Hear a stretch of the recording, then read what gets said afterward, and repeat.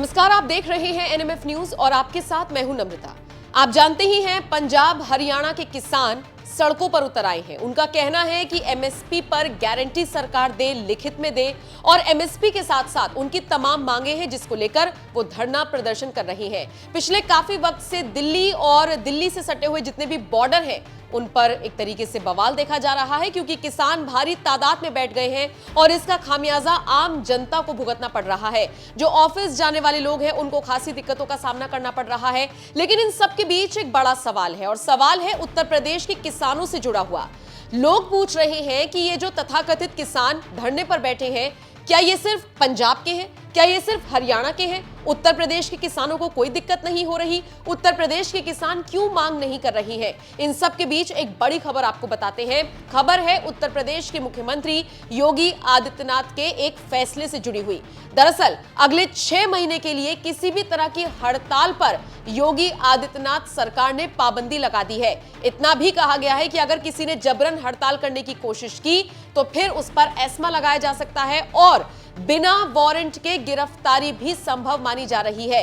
अब देखिए, निश्चित तौर पर योगी सरकार का यह फैसला इसीलिए आया है ताकि उत्तर प्रदेश के दायरे में और यूपी के अंदर कोई भी किसी भी तर्ज पर माहौल बिगाड़ने की कोशिश ना करे, क्योंकि आप जानते हैं जहां पर कुछ लोग इकट्ठा होते हैं वहां पर कुछ ना कुछ असामाजिक तत्व जरूर आते हैं और उसके बाद माहौल बिगड़ते हुए देर नहीं लगती। शायद इसीलिए अब हड़ताल करने पर योगी आदित्यनाथ की सरकार ने प्रतिबंध लगा दिया है। आपकी जानकारी के लिए बता दें, अपर मुख्य सचिव कार्मिश डॉक्टर देवेश चतुर्वेदी ने इस संबंध में बाकायदा एक नोटिफिकेशन जारी किया है, जिसमें कहा गया है कि एस्मा एक्ट लगने के बाद भी अगर किसी कर्मचारी ने हड़ताल की या प्रदर्शन करते हुए वो पाया गया तो हड़ताल करने वालों को एक्ट उल्लंघन के आरोप में बिना किसी वारंट के गिरफ्तार किया जाएगा। वैसे आपको बताते चले, उत्तर प्रदेश की योगी आदित्यनाथ सरकार इस तरह का फैसला पहले भी दे चुकी है।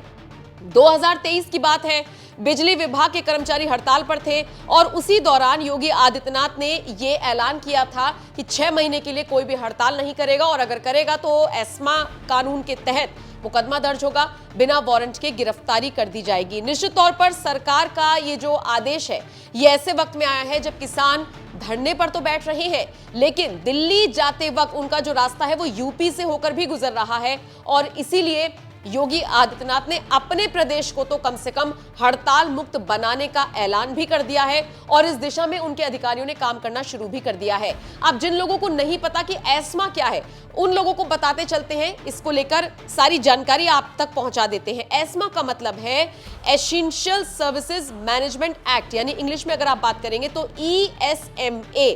इसका इस्तेमाल उस वक्त किया जाता है जब कर्मचारी हड़ताल पर जाते हैं। इस कानून को हड़ताल को रोकने के लिए इस्तेमाल किया जाता है और यह कानून अधिकतम 6 महीने के लिए लगाया जा सकता है। अच्छा, अब आपके जहन में यह भी सवाल होगा कि किसान सड़कों पर उतरे क्यों हैं? आपको बता दें, एमएसपी पर लीगल गारंटी के साथ साथ वो कई तरह की मांग कर रहे हैं और इसी मांग को भुनाते हुए, चूंकि आप जानते हैं आने वाले वक्त में लोकसभा चुनाव है, किसानों की ये मांग है कि गारंटी में यानी लिखित में एमएसपी पर कानून बनाए जाने की बात सरकार कह दे। अब देखना दिलचस्प रहेगा कि सरकार किसानों के आगे झुकती है या नहीं। बहरहाल योगी आदित्यनाथ के इस फैसले को आप किस तरह से देखते हैं, कमेंट करके जरूर बताएं।